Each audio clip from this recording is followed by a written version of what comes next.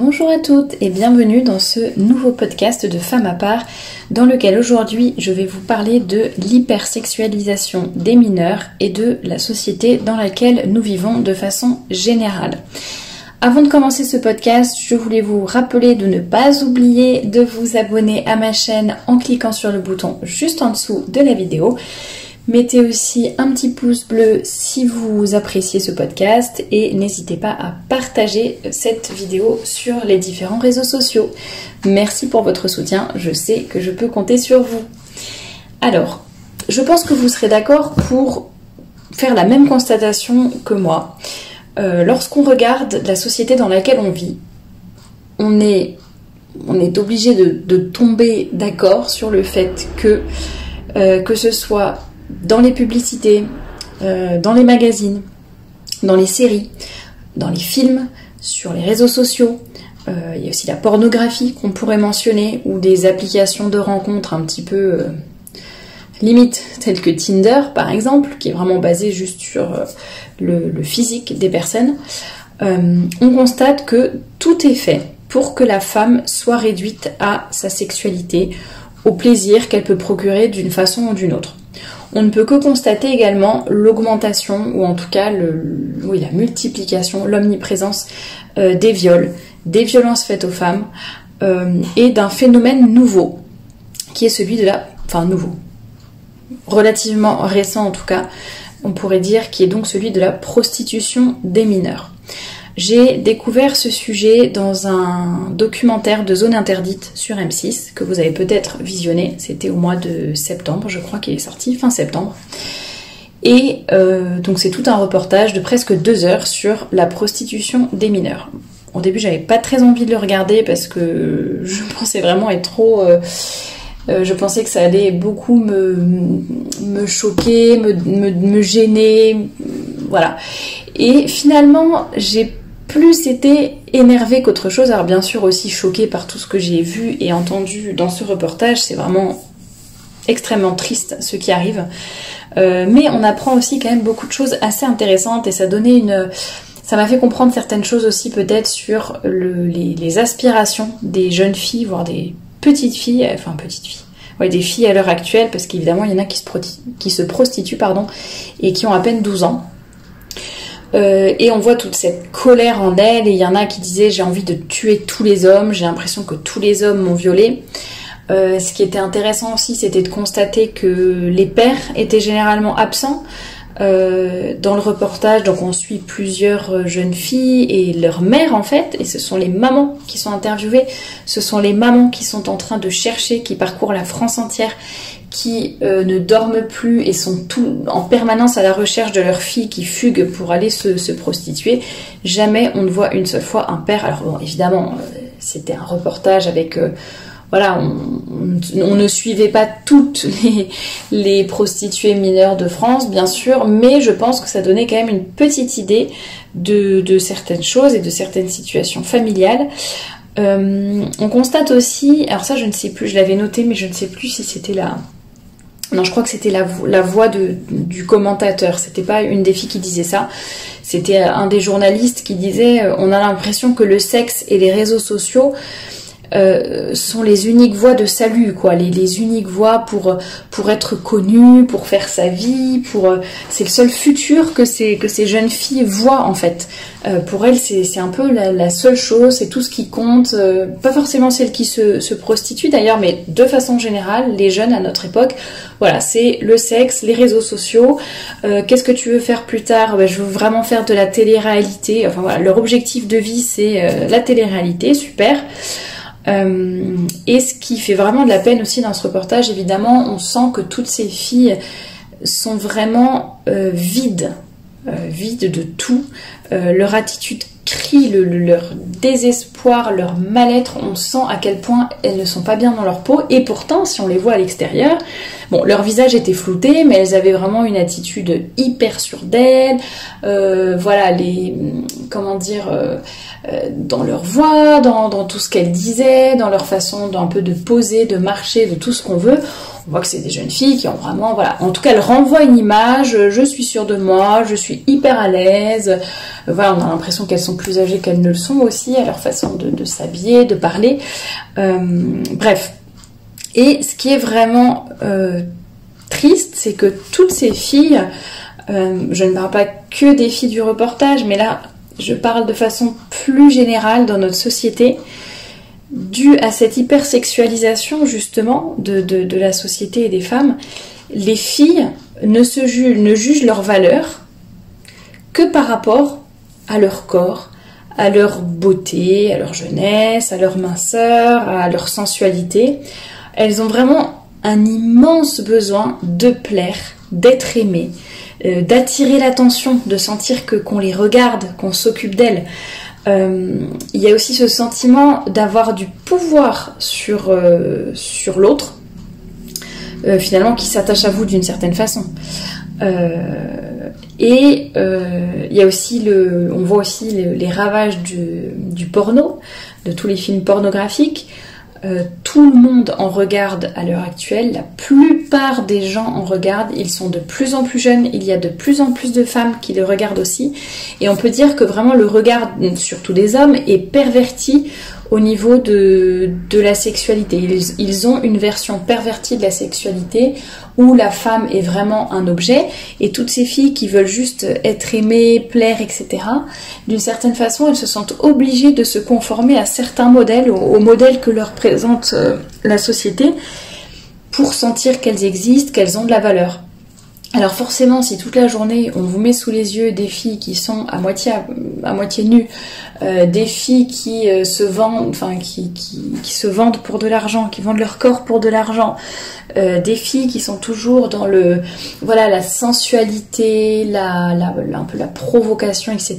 Si ce sont les seuls modèles que vous avez sous les yeux, et si vous êtes perdu dans votre vie, si vos parents ont divorcé en plus de ça, si vous vivez seul, s'il y a peut-être des problèmes d'argent ou de décrochage scolaire ou peu importe, finalement le seul moyen d'avoir un petit peu de valeur et de vous sentir mieux, ça va être de faire des choses. Je sais pas trop comment l'exprimer, mais le seul moyen d'arriver à quelque chose pour vous, de sentir que vous existez, ça va être d'utiliser votre corps. Alors je ne dis pas que toutes les filles vont se prostituer, loin de là, et heureusement, mais même pour celles qui ne se prostituent pas, ça va être les images qu'elles vont poster sur les réseaux sociaux, hyper sensuelles, voire carrément provocantes, ou nues, ou peu importe. Ça va être les échanges qu'elles ont avec leurs copines, ou le fait d'avoir des relations sexuelles avec n'importe qui, n'importe comment, de plus en plus tôt, etc. Bref, on en arrive à un monde où vraiment la femme a l'impression que si elle veut être intéressante, elle doit se débrouiller pour que son corps attire finalement. Alors l'objectif du podcast, parce que je pense que toutes ces choses peut-être que vous les connaissez, alors après il faut vraiment avoir conscience que ça peut toucher tout le monde et à des niveaux différents. Parce que ce n'est pas par exemple parce qu'on est catholique ou parce qu'on vient d'une bonne famille ou parce qu'on ne regarde pas de porno ou j'en sais rien. Ce n'est pas toutes ces raisons n'empêchent pas que d'une façon ou d'une autre, à des degrés différents, chacune selon son parcours de vie, on peut à un moment ou à un autre être tenté de se réduire soi-même et de se voir soi-même comme vraiment juste un corps et d'avoir envie finalement de mettre un décolleté un petit peu plus profond, de raccourcir un peu sa jupe mais même presque inconsciemment, mais parce qu'on a l'impression que c'est ce qui va nous donner de la valeur, nous donner de l'importance, attirer le regard sur nous et faire qu'on va se sentir aimé. Donc l'objectif c'est vraiment de vous ouvrir les yeux à toutes et à tous, de vous demander évidemment de faire attention à vous, mais également à vos enfants. Personne n'est à l'abri, comme je le disais, aucun milieu, aucune fille comme garçon, dans toutes les écoles, même une école privée, même une école catholique, peu importe. Personne n'est à l'abri. Surveillez, si vous avez des enfants, surveillez vraiment leurs réseaux sociaux. Je peux vous dire que dans ce reportage, on voit des filles qui sont en train de se trémousser presque nues devant la caméra en direct sur Instagram, et qui ne le font pas dans le cadre qui ne le font pas pour avoir de l'argent, ou voilà, c'est pas un film pornographique non plus, mais c'est vraiment l'amusement entre copines, on met la musique et on danse comme ça, mais vraiment des images, c'est pas juste... voilà, c'est vraiment, vraiment super choquant de voir qu'à leur âge, elles sont capables de faire des choses pareilles, et surtout, on se dit, mais comment les parents peuvent laisser faire des choses pareilles? Comment ça se fait qu'il n'y ait aucune surveillance et que rien ne soit fait? Donc faites attention également évidemment à l'usage du smartphone. Apprenez aussi, et même pour vous, je disais, il faut faire attention non seulement pour les enfants, mais aussi pour soi-même. Personne n'est à l'abri, faisons attention vraiment à garder notre pureté, notre innocence, à nous protéger aussi de ces choses-là.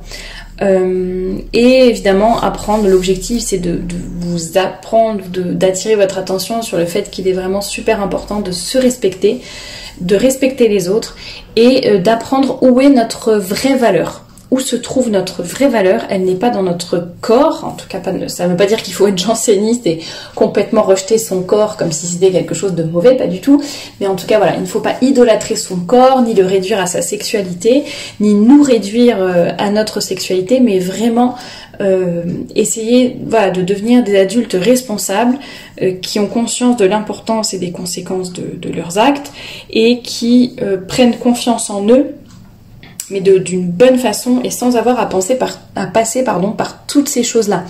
Je ne redirai jamais assez l'importance de la modestie, de la décence vestimentaire, d'une féminité épanouie.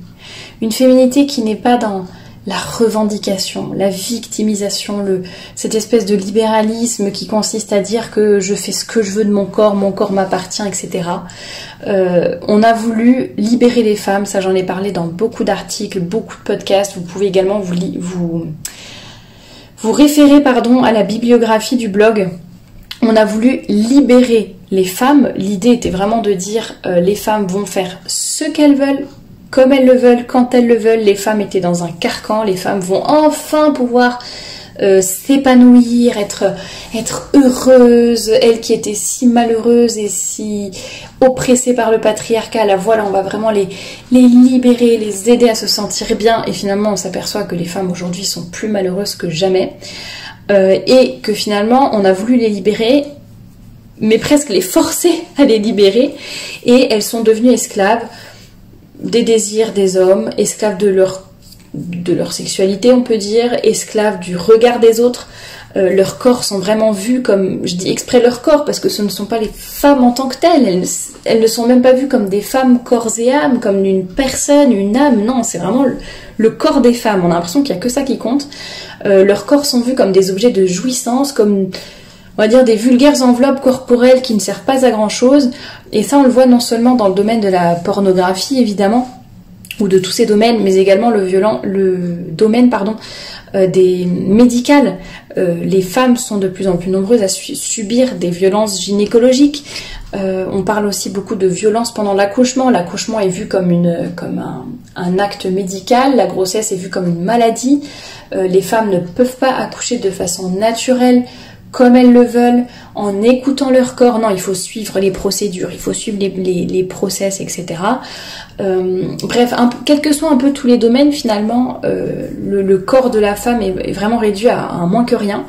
L'avortement donc était vu comme la libération par excellence. D'ailleurs, on en reparle beaucoup ces derniers temps, puisque le délai légal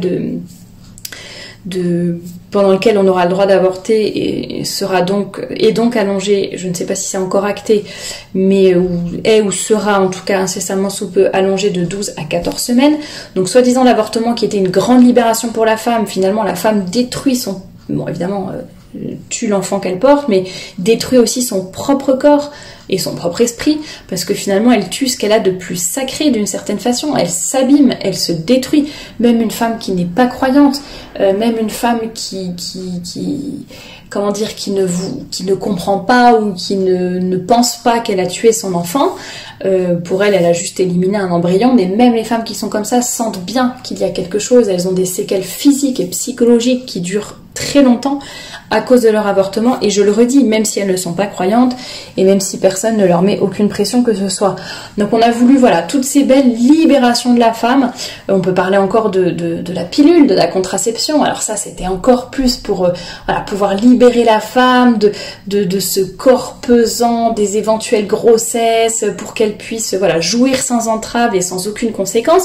Alors soi-disant c'était pour libérer la femme, mais finalement c'est l'homme que ça a libéré, presque on pourrait dire, parce que ça a poussé les hommes à voir les femmes avec encore moins de respect, puisqu'ils savent qu'ils peuvent faire ce qu'ils veulent, quand ils veulent, sans engagement, sans avoir peur des conséquences et sans même respecter le corps de la femme, son cycle, ses hormones. La femme n'a pas les mêmes désirs tout le temps, ça j'en ai aussi parlé dans plusieurs articles. La femme n'est pas linéaire comme l'homme, la femme a des cycles, elle est parfois au creux de la vague, elle est parfois au sommet de la vague, sa libido n'est pas du tout la même selon le moment de son cycle où elle en est. Quand elle est plus féconde, généralement elle a une libido qui est plus importante. Bref, plutôt que d'essayer de comprendre la femme, de respecter son rythme, de respecter sa particularité en tant que femme, eh bien on a voulu en faire un homme comme un autre, puisqu'apparemment la femme n'a pas de valeur, c'est que l'homme qui a de la valeur, hein, dixit les féministes qui se victimisent. Donc voilà, toutes ces libérations qui finalement ont porté plus de tort aux femmes qu'elles ne leur ont fait de bien. Donc la société et les femmes ont voulu se libérer d'un carcan, ont voulu en quelque sorte rejeter le passé avec leur révolution des mœurs, et en fait finalement elles en sont arrivées à se détruire elles-mêmes. On voit bien que les femmes ne sont devenues que l'ombre d'elles-mêmes. Elles sont de moins en moins respectées et aimées à leur juste valeur. Et bon, merci la libération sexuelle, merci la pornographie, merci tous les autres pièges dans lesquels la société fait tomber les hommes et les femmes également. Alors on dit que la pureté est dans les yeux de celui qui regarde, et c'est en partie vrai, mais si toute la journée on vous met devant les yeux de l'impudicité, de la nudité, de la sexualité, de la sensualité, disons que ça ne va pas aider ceux qui nous regardent ou ceux que nous croisons à avoir, à rester purs et à avoir de bonnes intentions. C'est vrai que les féministes ou les femmes, de façon générale, ont tendance à dire que c'est aux hommes de surveiller leurs regards. Notamment, je vous en ai parlé dans mon dernier podcast sur la journée du 14 septembre et le scandale qu'il y avait eu à propos des filles qui s'habillaient vraiment n'importe comment quand elles allaient, je crois que c'était lycée ou collège, peu importe, à l'école en tout cas, et voilà, ça a fait tout un scandale parce que voilà, c'est aux hommes de se contrôler, je dois m'habiller comme je veux, pourquoi vous êtes toujours en train de promouvoir, de sexualiser la femme et de promouvoir cette culture du viol, parce qu'apparemment dire aux femmes de s'habiller avec décence dans le cadre scolaire revient à pousser les hommes à les violer si elles ne s'habillent pas avec décence, alors que le problème n'est pas là, c'est une question de respect, dans le domaine scolaire, au bureau, voilà, il y a des circonstances, à l'église, peu importe, voilà, il y a des circonstances, des endroits qui font qu'on doit s'habiller d'une certaine façon, et ça n'a rien à voir avec une soi-disant culture du viol, ni quoi que ce soit. Tout ça pour vous dire que voilà, beaucoup de gens pensent que le fait de dénoncer ou de souligner cette hypersexualisation de la femme, à commencer par l'hypersexualisation dans ses vêtements, tout le monde beaucoup de gens ont tendance à dire que voilà, ce sont les gens qui disent ça, qui ont un problème, ce sont eux qui ont des idées mal placées, etc. Alors que non, pas du tout, c'est ainsi que marche la nature humaine, et d'ailleurs les femmes le savent très bien et le sentent très bien, et c'est d'ailleurs pour cela qu'elles s'habillent comme ça. Ces vêtements n'ont généralement rien de confortable, rien de forcément agréable à porter, voilà, c'est simplement pour une façon aussi à force d'avoir des modèles sous leurs yeux de femmes qui ont l'air d'avoir du succès, qui ont l'air d'être heureuses, et parce qu'elles se pavanent à moitié nues sur leurs réseaux sociaux, voilà, elles veulent faire la même chose, elles ont l'impression que c'est ça qui va leur donner de la valeur, que c'est ça qui va les rendre intéressantes, elles veulent peut-être aussi rentrer dans la masse, je ne sais pas. En tout cas, toujours est-il qu'il faut remettre tout cela à l'endroit, il faut rééduquer le regard des hommes, bien sûr, c'est super important, les hommes ont été éduqués. Enfin, on arrive dans une génération où tous les jeunes hommes ont été éduqués d'une certaine façon par la pornographie. L'image qu'ils ont de la femme leur vient de la pornographie, et les femmes elles-mêmes, d'un autre côté, se presque se complaisent dans ce rôle ou en tout cas vont dans ce sens. Donc ça détruit toutes les relations hommes-femmes. Il n'y a plus rien ni de simple, ni de pur, ni de naturel. Mais voilà, on arrive dans une espèce de rapport de force, de sexualisation permanente des deux côtés, qui fait que personne n'est jamais satisfait. Ça s'escalade de plus en plus et tout le monde finalement est perdu et tout le monde est malheureux. Je pense que les hommes aussi sont également malheureux. Alors peut-être qu'ils y trouvent plus leur compte que les femmes d'une certaine façon, mais voilà, je pense qu'ils ne sont pas très heureux pour autant non plus. Donc vraiment ce podcast pour vous rappeler l'importance de la modestie, de la décence. Si vous voulez avoir de la valeur, si vous voulez gagner en confiance en vous, soyez des femmes qui sont fières d'être femmes, soyez des femmes aussi qui ont confiance en elles, mais non pas grâce à leur corps, je suis fine, j'ai de la poitrine et je sais pas, j'ai des fesses, très bien, j'ai des belles formes, c'est certainement ça qui va me donner confiance en moi et qui va m'aider à gravir les échelons de ma vie.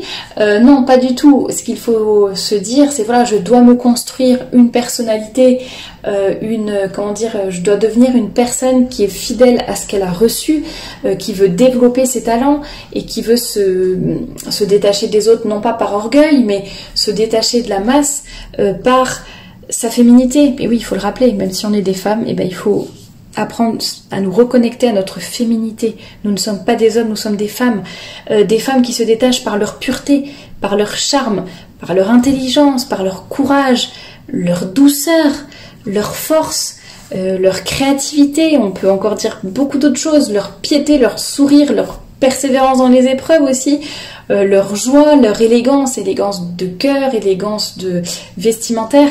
En tout cas, c'est tout ce que je vous souhaite et tout ce que je souhaite à vos enfants si vous en avez, et vraiment j'espère que vous allez avoir le courage de rester fidèle à ce que vous êtes et de ne pas tomber dans tous ces pièges que nous tend la société. C'est vraiment tout ce que je vous souhaite, et en attendant je vous dis à la semaine prochaine.